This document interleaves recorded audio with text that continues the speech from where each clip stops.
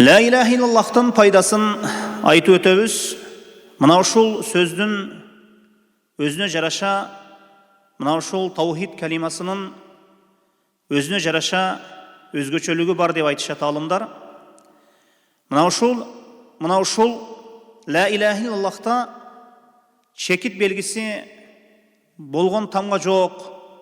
Бул ошол точкачалык, мындайча айтканда, чекитчелик болгон ибадатта да Аллахтан башкага арнап болбой турганына бир ишара бар дешет.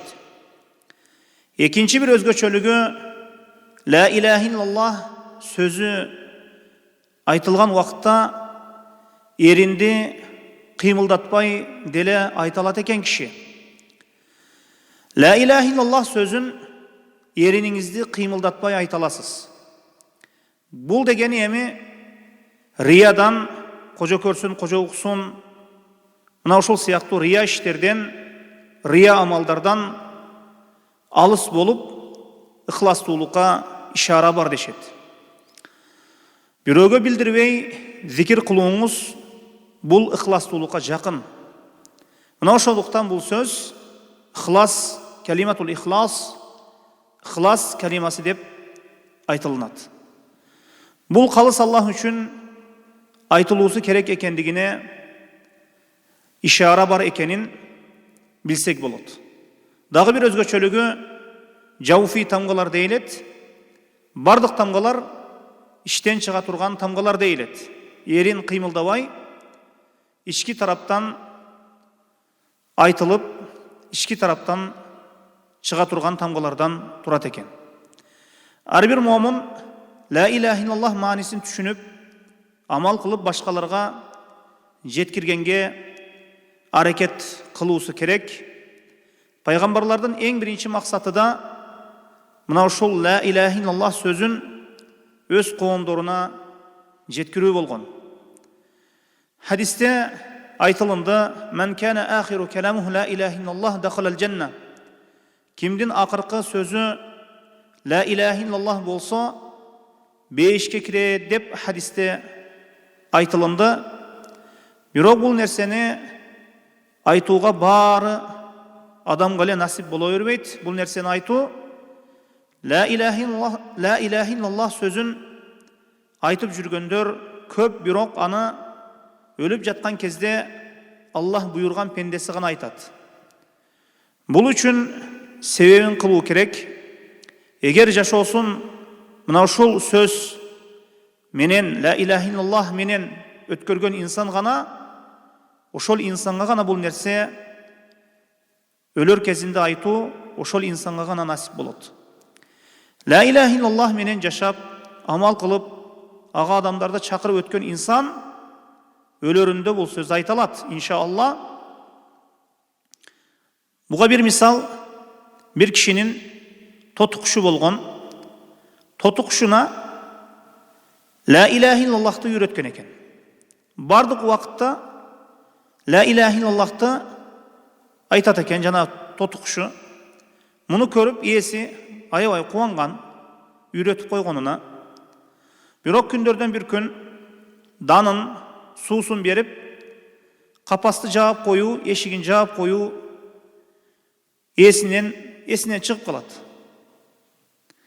Анан мышык келип, аны мууздап жаткан болот. Келгиче тоту куш өлөт. Анан капаланып ыйлайт. Адамдар ага капаланбаң, башка тоту кушту алып келип үйрөтүп кое бересиз да la ilahe illallah'ты деп айтышканда, жок, мен бул үчүн капаланганым жок. Бул тоту куш la ilahe illallah'ты көп айтат эле. Бирок өлүп жатып, өзүнүн адаттагы үнүн чыгарган абалда өлдү дейт. Биз да бул жашоодо la ilahe illallah'ты көп айтабыз. Өлөргө келгенде la ilahe illallah'ты айта алабызбы, же айта албайбызбы? Мына ушул нерсеге ойлонуп, мына ушул нерседен ибрат алып, кайгыланып жатам деген экен. Ким жашоодо эмне менен жашаса, ошону менен өлөт. Дагы бир мисал, жашоодон бирөө авария болуп, жаны шығарда,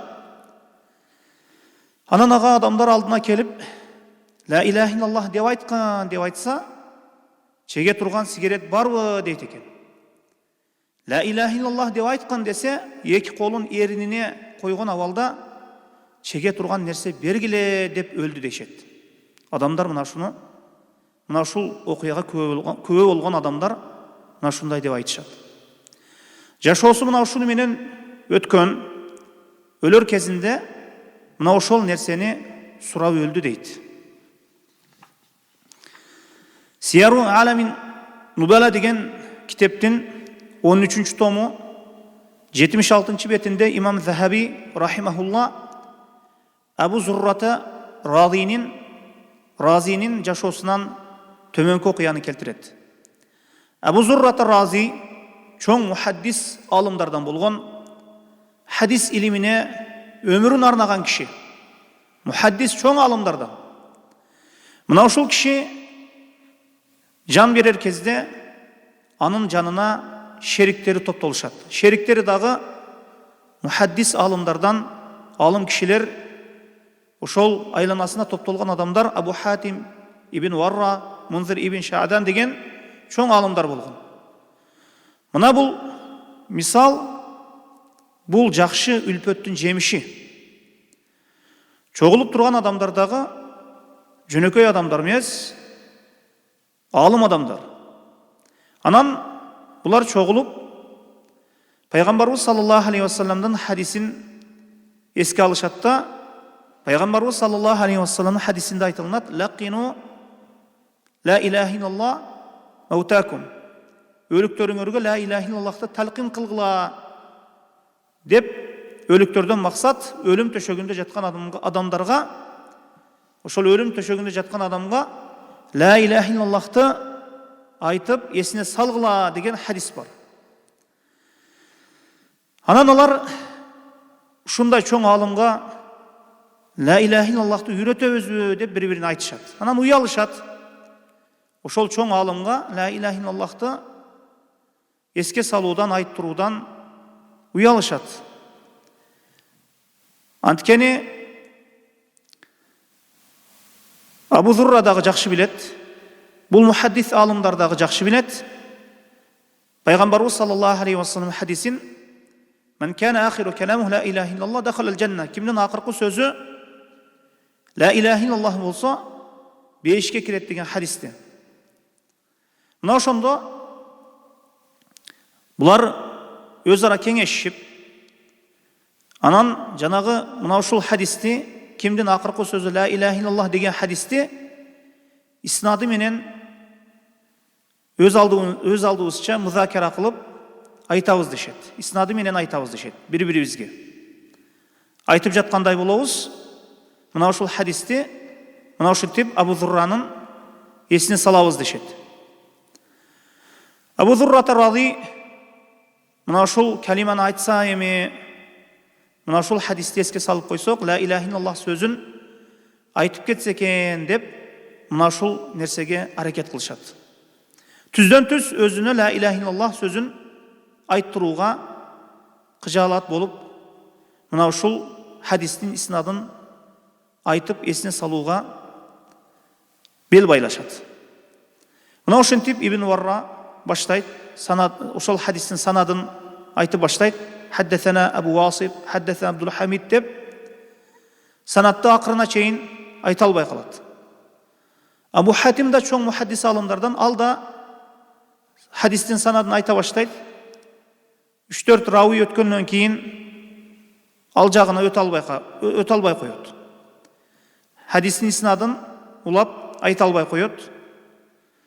Ошондо Абу Зуррата рахимахулла حدثنا غندر حدثنا عبد الله عاصم حدثنا عبد الحميد деп, ушинтип хадистин санадын айтып барып, Муаз ибн Жабалга жетип, Пайгамбарыбыз саллаллаху алейхи вассалам айтты дейт: "Мен кана ахиру каламу ла иляха иллаллах дахалал жанната". Кимдин акыркы сөзү ла иляха иллаллах болсо, бейишке кирет деп айтты да, Абу Зурра рахимахулла жан берди дейт. Абу Зуррата Рази hadisni sanadi menen toluğu menen keltirdi. Jana oşol hadiste aytıp, kimdin akırkı sözü la ilahe illallah bolsa dep, la ilahe illallah sözün aytıp, tavhid kelimesini aytıp, can berdi deydi. Allah Taala barыбызды kıyamet günü la ilahe illallah mına oşol tavhid kelimesine çınığı amal kılgan pendelerden katarından bizge dağı orun bersin. Jana amal kılgan mına oşol sözgö çakırgan pendelerden kılsın.